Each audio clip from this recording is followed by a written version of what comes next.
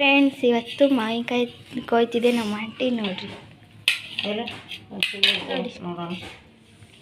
ನೋಡಿ ಕೊಯ್ತಿದೆ. ನೋಡ್ರಿ ಫ್ರೆಂಡ್ಸ್, ಇವರು ಪಕ್ಕದ ಮನೆ ಅಜ್ಜಿ. ನೋಡ್ರಿ ಮಾವಿನಕಾಯಿ ಉಪ್ಪು ಖಾರ ಮಾವಿನಕಾಯಿ ಆಂಟಿ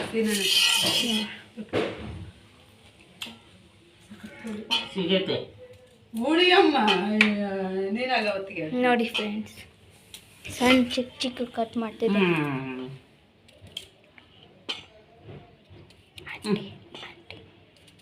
ಒಂದು ಪೀಸ್ ಕಟ್ ಮಾಡ್ರಿ ಸಾಕು. ಅಷ್ಟು ಕಟ್ ಮಾಡಿ